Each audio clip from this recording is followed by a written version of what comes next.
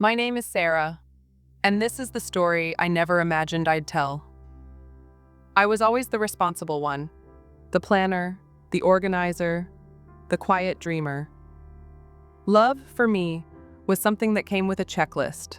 Same age, same goals, same life path. But love, I later learned, doesn't follow checklists. It all began on a warm spring afternoon at the local community center. I was volunteering at a weekend reading program for kids. That's where I met Ethan. He was 2 years younger than me, a university student studying graphic design, volunteering just like I was. He had this calm presence and an easy smile that made even the shyest child feel comfortable. I noticed how he spoke gently to the kids and listened more than he talked. At first, I didn't think much of it. He was nice, sure, but younger. In my mind, that was a silent boundary. But as weeks passed, we found ourselves paired up for more events. We worked on decorating the summer reading room, organized games for the younger children, and even planned a story night together. Our conversations were natural. We talked about our favorite childhood books, our dreams, our favorite places in nature.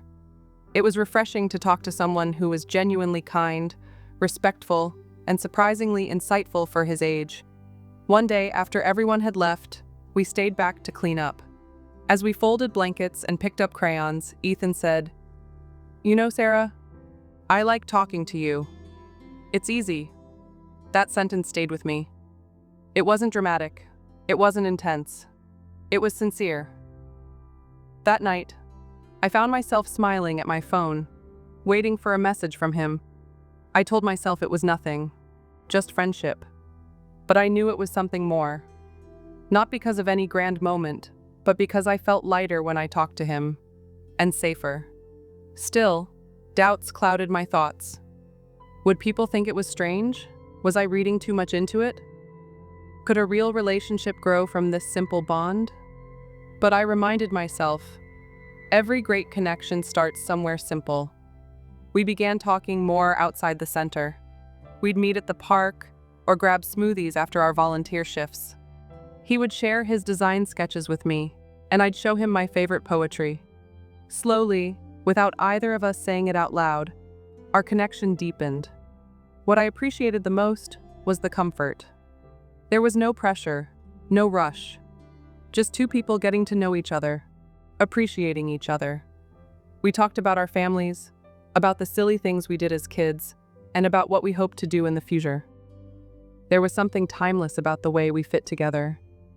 Like two puzzle pieces from different boxes that just happened to match. It was amazing how naturally Ethan became a part of my everyday life.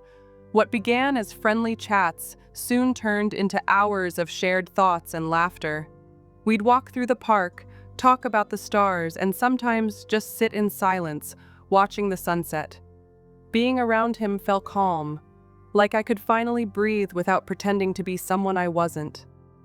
One afternoon, while we were helping organize an art event at the center, Ethan showed me a painting he had been working on.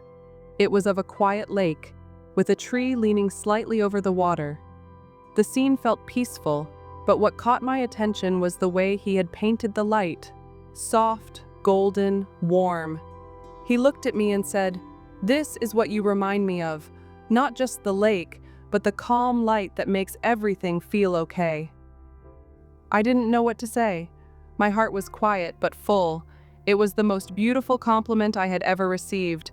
Thoughtful, simple, real.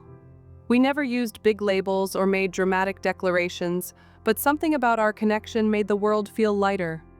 He'd text me good luck before meetings, send me music that matched my mood, and remember tiny details I'd forgotten I'd even shared. Of course, there were questions, from others and from within. Are you sure this makes sense? What will people say? Is it too early? Too different? But I learned something valuable during this time. When something feels right, it doesn't need to follow everyone else's timeline. We were different in small ways, but similar in all the ones that mattered. Our conversations were honest. When we disagreed, we listened. When we didn't understand, we asked.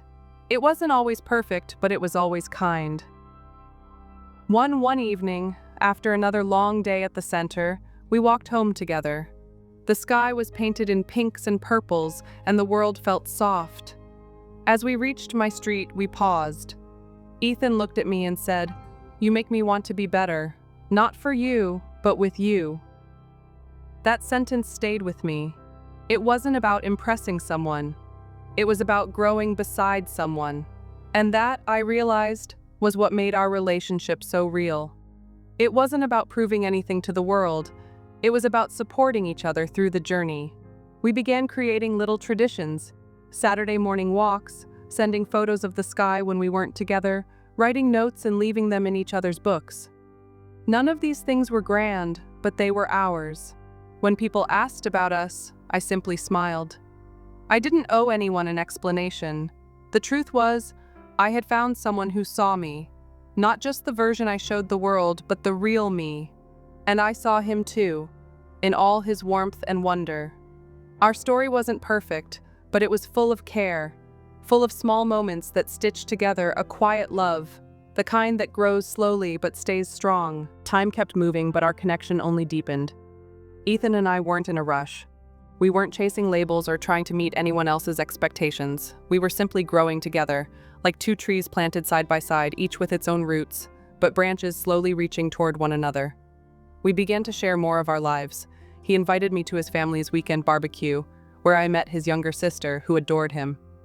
I showed him my favorite quiet spots in the city: bookstores hidden down narrow lanes, a bridge that lit up at night, a bench near a fountain where I'd written many of my thoughts.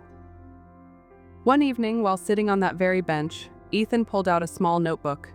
"I started writing too," he said, a little shy.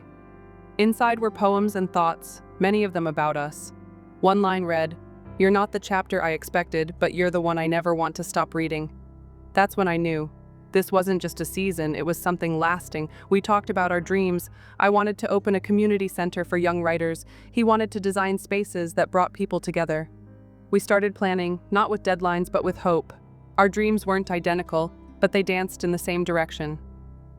There were challenges, of course. Life brought changes, new jobs, more responsibilities, unexpected turns. But we faced them side by side, always remembering why we began: friendship, respect, and shared joy. Some people still raised eyebrows. "Isn't he younger?" they'd ask. "Don't you feel out of sync?" But the truth was, I had never felt more aligned with someone in my life. Age had become just a background detail, like the frame around a painting, while the real beauty was in the picture itself. We learned to celebrate our differences.